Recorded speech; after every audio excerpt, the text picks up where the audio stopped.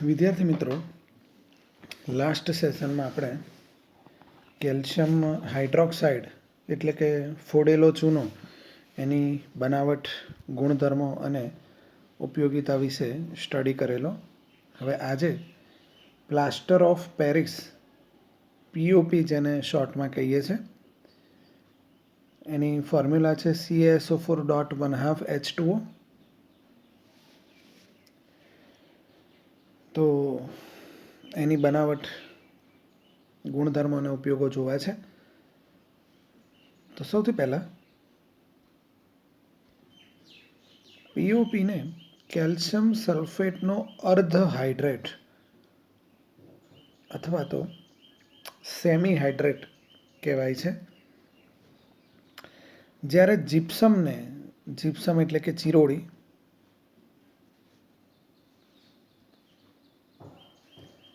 એને 393 કેલ્વિન તાપમાને ગરમ કરીએ તો નીચે ઇક્વેશન દર્શાવ્યું એ પ્રમાણે પીઓપી મળે છે. 393 કેલ્વિનથી ઊંચા તાપમાને એમાં સ્ફટિક જળ અસ્તિત્વમાં રહેતું નથી અને નિર્જળ CaSO4 બને છે. એને આપણે મૃત બળેલ પ્લાસ્ટર અથવા તો મૃત બર્ન્ટ તરીકે ઓળખીએ છીએ. આમ દરેક વખતે 2 Ca+2 અને 2 SO4-2 આયનો સાથે પાણીનો એક અણુ જોડાય ત્યારે પીઓપી બને છે. જીપ્સમ અને પીઓપી એમાં પાણીના અણુઓનો જે ડિફરન્સ છે એ આપણે જોઈ શકીએ છીએ કે આમાં 2 પાણીના અણુઓ, આમાં હાફ એટલે 3/2 જેટલો પાણીના અણુનો એમાં ડિફરન્સ આવે છે. પીઓપીના થોડા ગુણધર્મો જોઈએ તો સફેદ પાવડર સ્વરૂપ ઘન પદાર્થ છે.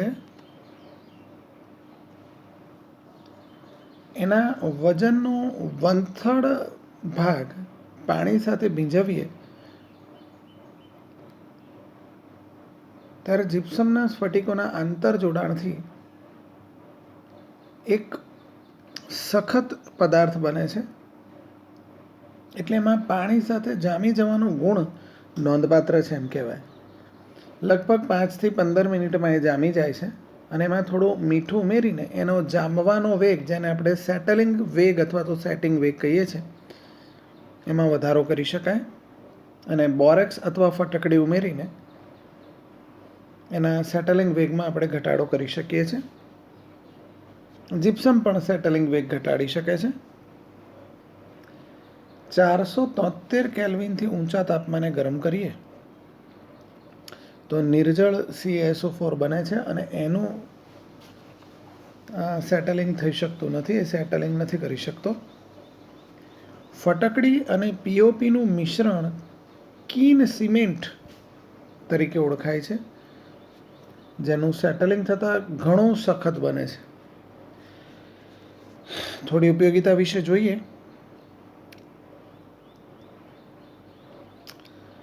તો પીઓપી બાંધકામ ઉદ્યોગમાં અને પ્લાસ્ટરમાં વપરાય છે. ફ્રેક્ચર થયેલા હાડકાં, સ્નાયુઓના દબાણ વગેરે માટે યુઝ થાય છે. દાંતના ચોકઠા બનાવવા માટેના બીબા બનાવવા ઉપયોગ થાય છે, જેને દંતવિદ્યા કહે છે. દાગીનાની બનાવટ માટેના બીબા બનાવવા પણ એ વપરાય છે. પ્રયોગશાળાના સાધનોને હવાચુસ્ત રીતે બંધ કરવા માટે, બ્લેકબોર્ડ પર લખવા માટેના ચોકમાં પણ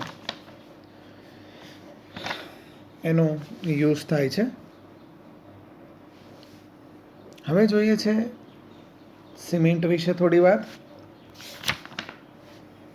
સિમેન્ટ એ બાંધકામ માટેનો એક અગત્યનો પદાર્થ છે.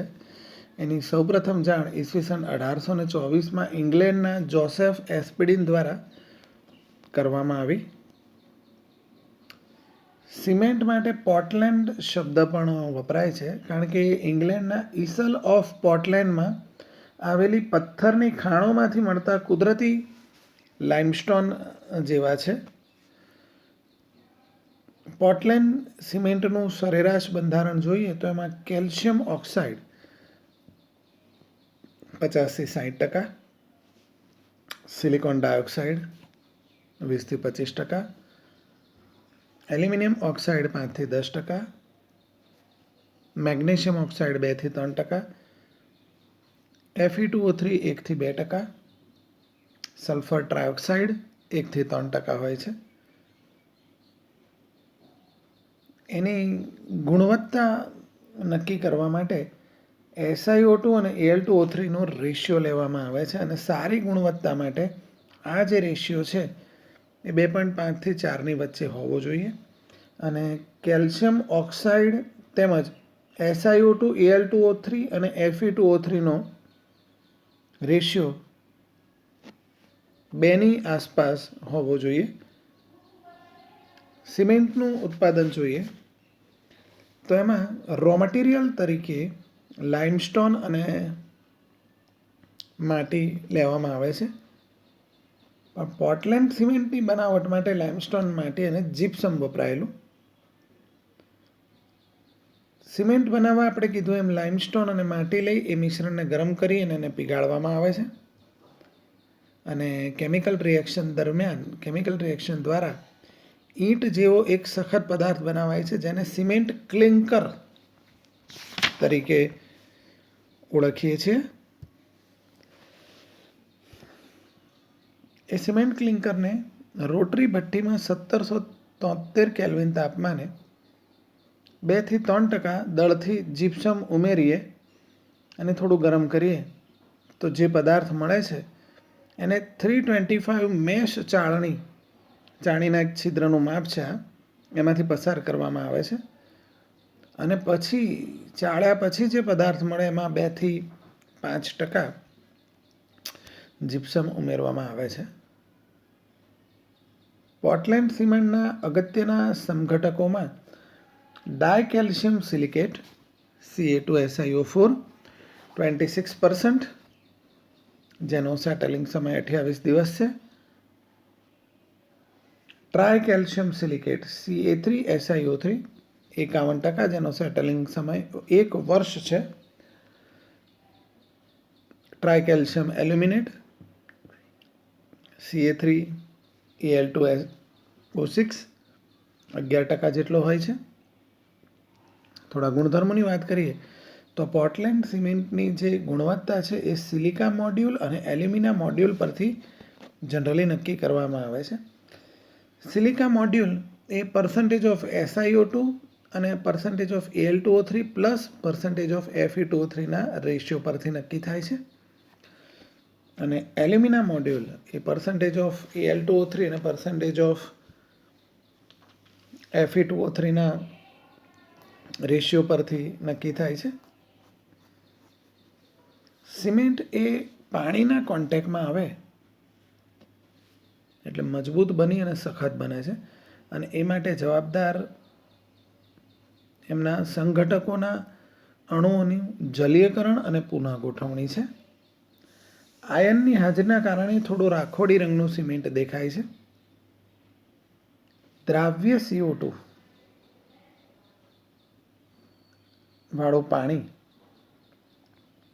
સોડિયમ ક્ષારવાળું પાણી, મેગ્નેશિયમ ક્ષારવાળું પાણી, એસિડ, આ બધા સિમેન્ટની ગુણવત્તામાં ઘટાડો કરે છે.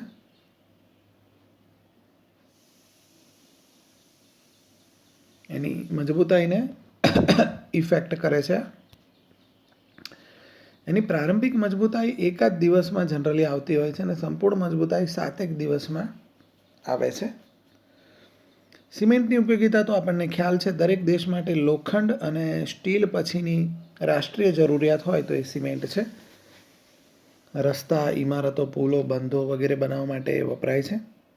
લોખંડના સળિયાની આસપાસ પોર્ટલેન્ડ સિમેન્ટયુક્ત કપચી, રેતી વગેરેનું મિશ્રણ, જેને આપણે કોન્ક્રીટ કહીએ છીએ, એ ભરીને એને જામવા દેતા એ અત્યંત સખત રેઇનફોર્સ્ડ સિમેન્ટ કોન્ક્રીટ એટલે કે RCC બને છે. જે પુલો અને બંધોને વધુ મજબૂત બનાવવા માટે યુઝ થાય છે.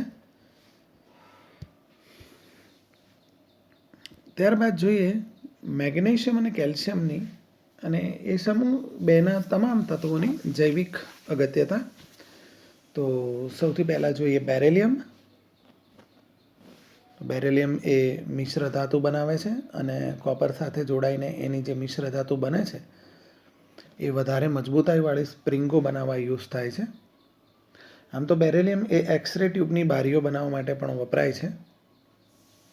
મેગ્નેશિયમ અને એલ્યુમિનિયમ એ ટીન, મેંગેનીઝ અને ઝિંક સાથે મિશ્ર ધાતુ બનાવે છે. મેગ્નેશિયમ અને એલ્યુમિનિયમની મિશ્ર ધાતુ વજનમાં હલકી પણ હોય છે, એટલે હવાઈ જહાજો બનાવવા માટે પણ એ યુઝ થાય છે.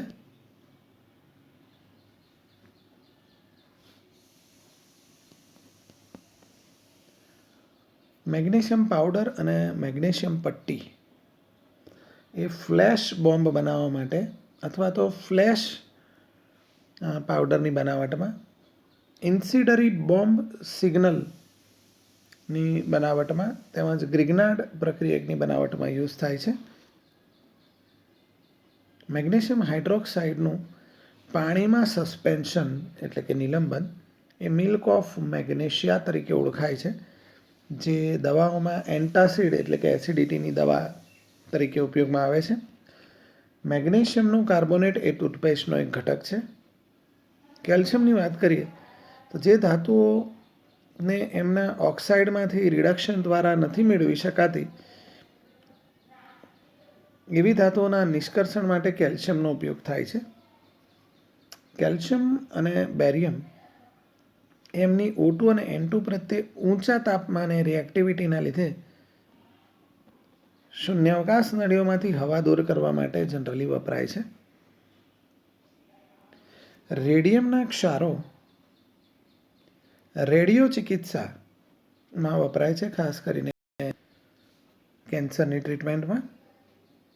પુખ્ત વયના તંદુરસ્ત વ્યક્તિના શરીરમાં આશરે 25 ગ્રામ મેગ્નેશિયમ, 1200 ગ્રામ કેલ્શિયમ, 5 ગ્રામ Fe અને 0.06 ગ્રામ કોપર હોય છે. માણસના શરીરમાં તેની રોજિંદી જરૂરિયાતમાં 200 થી 300 મિલીગ્રામ અંદાજવામાં આવે છે.